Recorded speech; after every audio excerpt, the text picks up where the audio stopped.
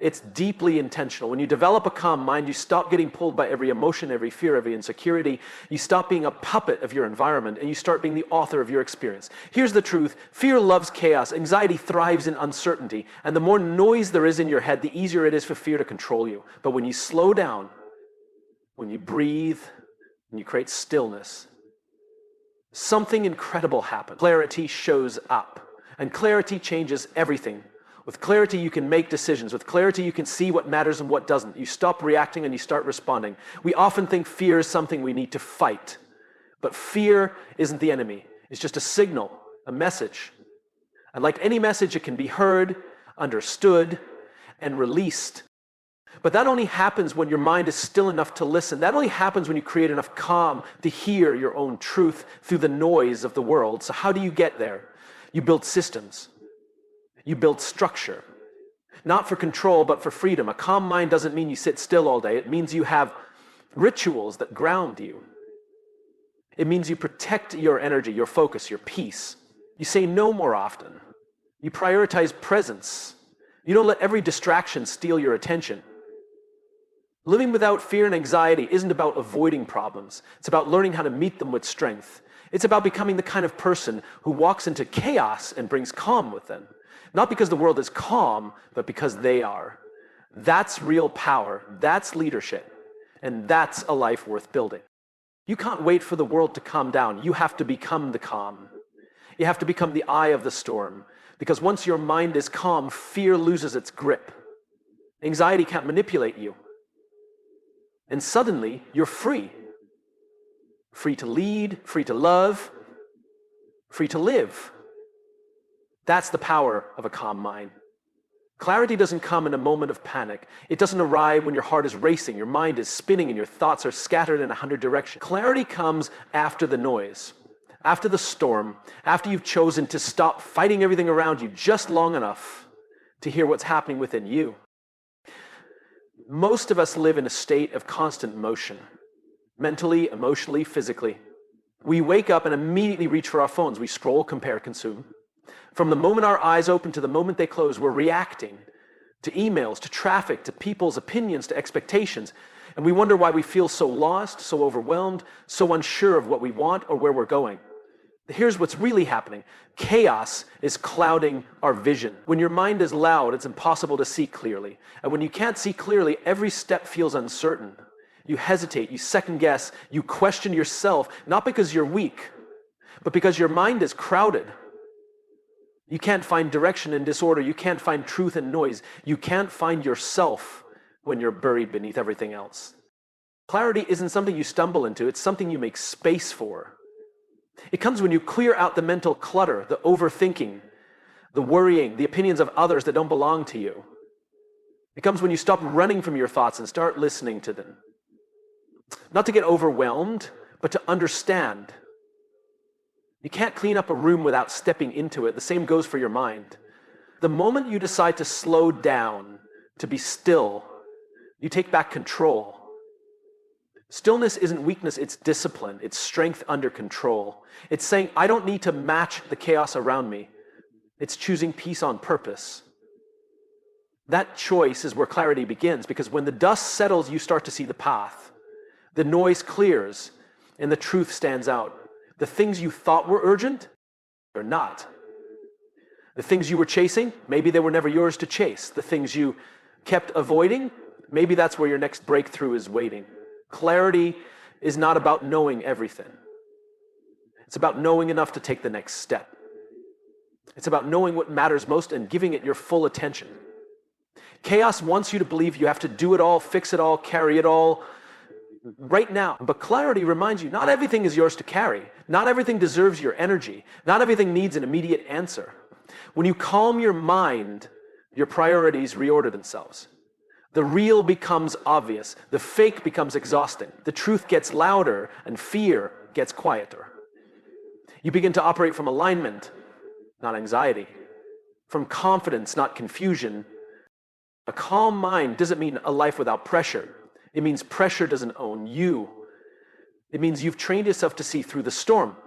You've built enough inner quiet to hear your instincts. And in that space, that silence, you find something rare: direction. So if you're feeling overwhelmed, confused, or unsure of what comes next, don't rush. Don't force clarity to come. Create the conditions for it. Step back, breathe, journal, reflect, go for a walk without your phone. Give your mind the space it needs to think clearly, because clarity is not found in the noise. It's waiting patiently on the other side of it. Anxiety has a way of creeping in when we feel like we don't have answers. It shows up when we're unsure, when the future feels unpredictable, when the ground beneath us feels unstable.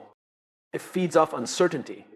The less we know, the more our minds race, filling in the blanks with worst-case scenarios. That's what anxiety does. It builds stories in the space where clarity hasn't been created yet. The unknown is a fertile ground for fear. When we can't see what's ahead, our minds assume the worst, not because we're weak, but because our brains are wired to protect us. It's a survival mechanism. But in today's world, we're not running from wild animals. We're running from decisions, expectations, and the endless pressure to have everything figured out. That's why one of the most powerful things you can do is bring structure into your life. Not rigid control, but intentional systems that reduce the number of unknowns. Because when you build the known, you create safety. And safety is the antidote to anxiety. Think about your daily life. Most anxiety doesn't come from massive events. It comes from uncertainty in the little things. Not knowing how your day will go. Not knowing what someone meant by a vague text. Not knowing if you're doing enough. These moments stack up. They create the background noise of worry. But when you take the time to define your routines, your values, your goals, you quiet that noise. Creating the known doesn't mean predicting the future.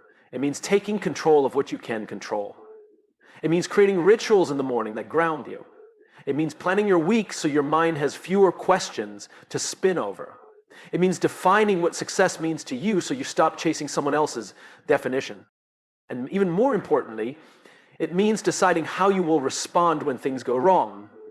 Because things will go wrong. That's life.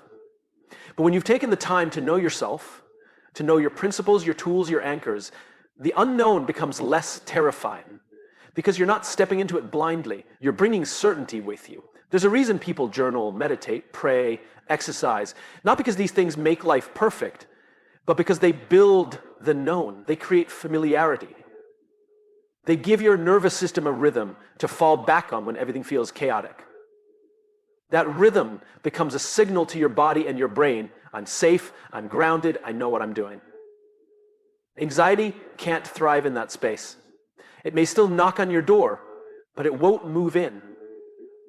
Because you've built a foundation it can't shake. The goal isn't to eliminate all uncertainty. That's impossible. The goal is to shrink the size of the unknown. To create enough clarity, structure, and self-trust that the unknown doesn't overwhelm you anymore.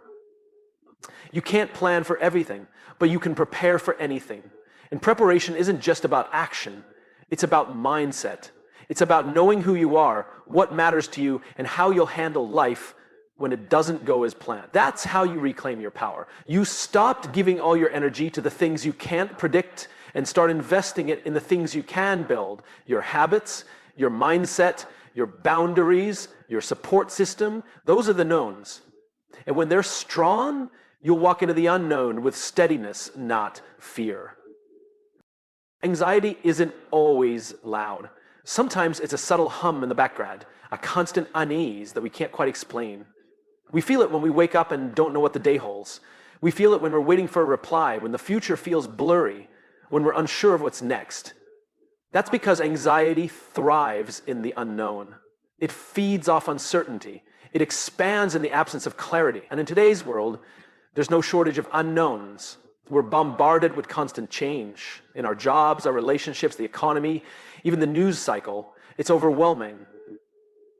When we feel like we can't predict what's coming, our minds instinctively start preparing for the worst. It's how the brain tries to protect us. It's not always logical, but it is deeply human. This is why creating structure in your life is so powerful, not because you need to control everything, but because structure gives your mind a sense of safety. It gives you a place to stand. When you build the known, you give yourself something solid. In a world that often feels shaky, you create reference points that remind you who you are, what matters, and what you can depend on. It starts small, knowing how your morning will begin, knowing what helps you reset when you feel overwhelmed, having go-to routines, healthy boundaries, and clear goals. These aren't just productivity hacks. They're lifelines. They reduce the mental clutter and calm the nervous system. They turn the unknown into something manageable. The more you build the known, the more confident you become in navigating the unknown. Because let's be honest, you can't eliminate uncertainty. Life will always bring surprises, challenges, and things you didn't see coming. But when you've taken time to define the parts of your world that you can influence, you don't feel as helpless. You know what values guide your choices. You know what kind of people you want in your circle. You know how to ground yourself when your emotions start to spiral. And that kind of self-acknowledge creates a powerful internal anchor. Without that anchor, everything feels like a threat. A delay feels like rejection. A bad day feels like the beginning of failure.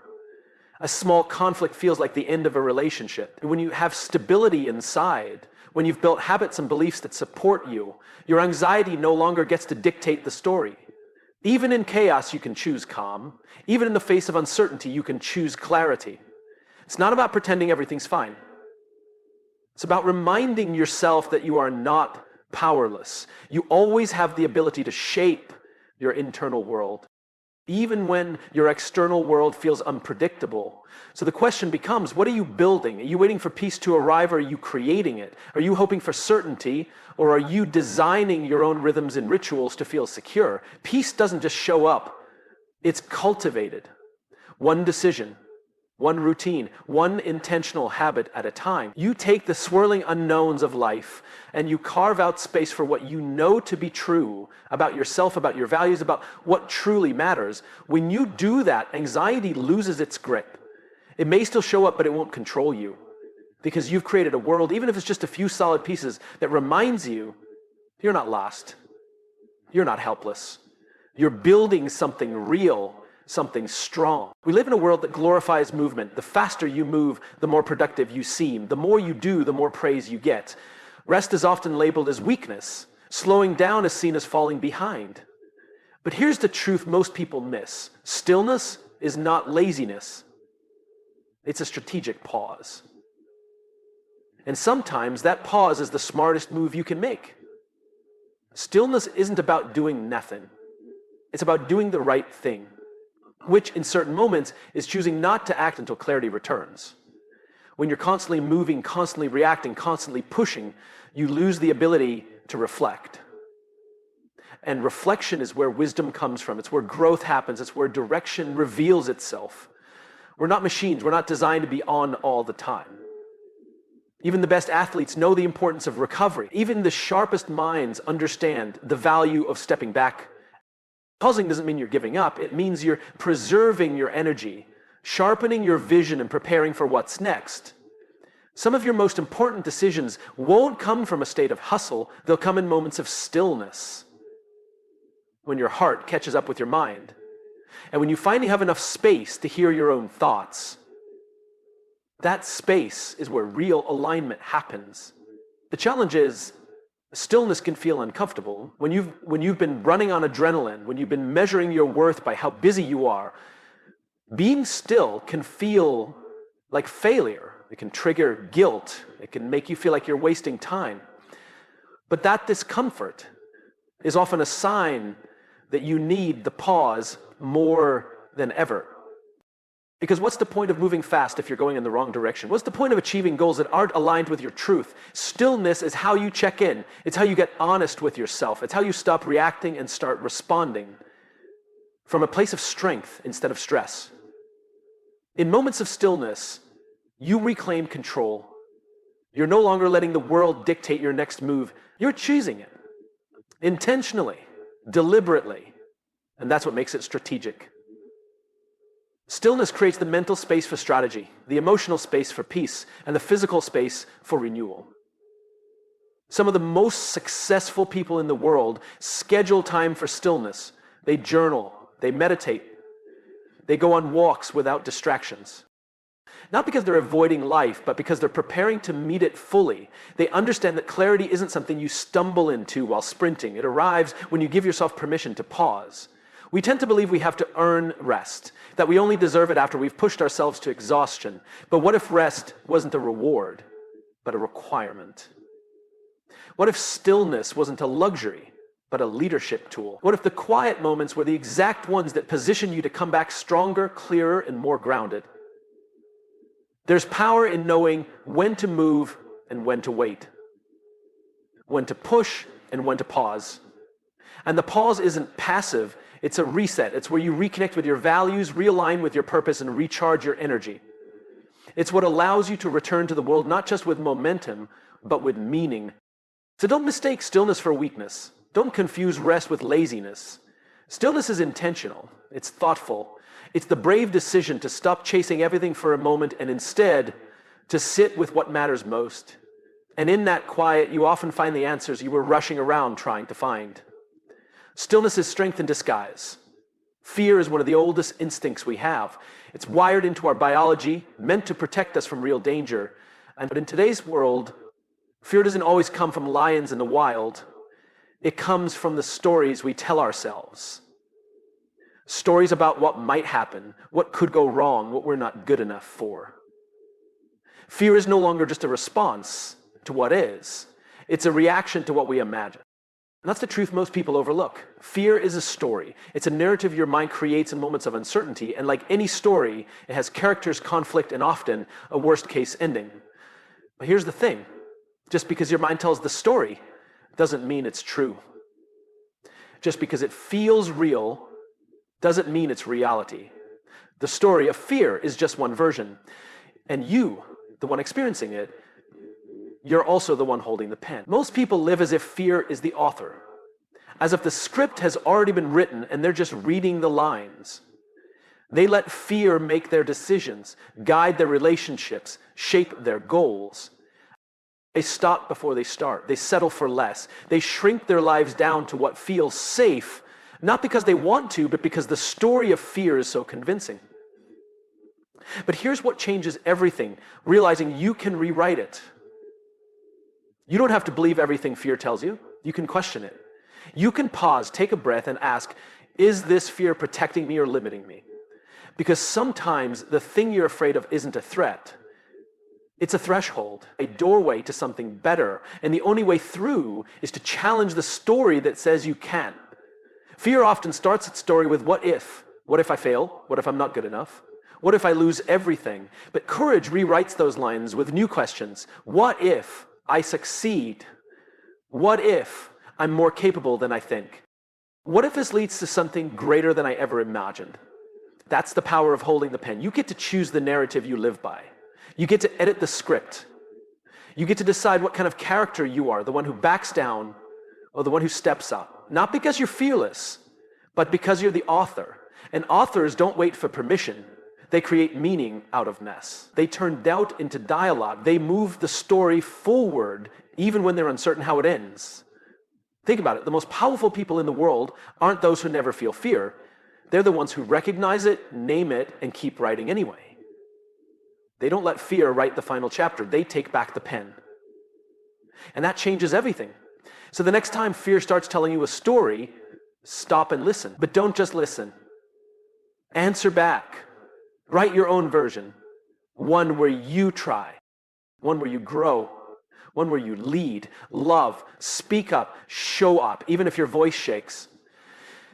You don't need to be fearless to move forward. You just need to stop letting fear be the author. The power is in your hands. The story hasn't ended yet. Fear may begin the story, but it doesn't get to finish it. You do. You have the pen. Use it. Courage isn't always loud. It doesn't always come with a dramatic gesture or a bold announcement. Sometimes courage is quiet. It's steady. It's the calm voice inside you that says, I'll try again tomorrow. It's the decision to keep showing up, even when no one is watching. True courage doesn't need to prove anything. It already knows its worth. We often mistake bravado for bravery, the loudest voice in the room, the biggest ego, the person who seems fearless. But courage isn't about being the loudest. It's about being the most grounded. Loud bravado is often a mask, a cover for insecurity. Quiet confidence, on the other hand, comes from deep self-trust. It's built on knowing who you are and what you stand for, even if the world doesn't see it yet. You don't have to shout to be strong. Real strength is often soft-spoken. It's found in the moments when you choose to respond instead of react. When you walk away from what doesn't serve you. When you admit you don't have all the answers, but you're willing to learn. That kind of courage doesn't need applause. It doesn't wait for validation. It's rooted in purpose, not performance. Quiet confidence is what carries you when the path is uncertain. It doesn't rush. It doesn't panic. It listens. It observes. It takes thoughtful action. And in a world that's constantly shouting on social media and headlines and comparison, that kind of presence is rare. But it's powerful. Think about the people who've impacted you the most. The mentors, the leaders, the friends who made you feel safe and seen. Chances are they weren't the ones trying to dominate the room. They were the ones who made space for others. The ones who led with humility, who didn't need to be the center of attention to make a difference. That's what real courage looks like. It uplifts, not overshadows. Quiet confidence is also about resilience. It's the kind of courage that doesn't crumble under pressure, because it's not built on image, it's built on truth. When things fall apart, bravado gets loud, defensive, chaotic. But quiet confidence stays centered. It adapts. It doesn't break because it was never pretending. This doesn't mean courage never speaks up. It absolutely does, but it speaks with intention, not noise. It's the person who says what needs to be said, even if their voice trembles. It's the one who tells the truth, not to be liked, but to be real. It takes far more bravery than any show of force. Sometimes courage is having a difficult conversation. Sometimes it's walking away from something comfortable. Sometimes it's starting over when no one understands your decision. These moments don't always look heroic on the outside, but they are defining on the inside. And it's in these quiet choices that character is built. The world doesn't need more loudness. It needs more grounded, honest, confident people who lead with integrity. People who know who they are and don't need to shout it. People who have nothing to prove but everything to give. People who are brave enough to be vulnerable, to be kind, to be consistent, even when no one's clapping. Courage isn't something you perform. It's something you live. And the most powerful kind is quiet. It's in your tone, in your posture, in your ability to stay rooted when life tries to shake you. That's the courage that endures. That's the courage that transforms everything it touches. So if you don't feel loud, that's okay. You don't have to be. You just have to be real. Be steady, be kind, be honest. That's where true courage lives, not in the noise, but in the quiet confidence of someone who knows who they are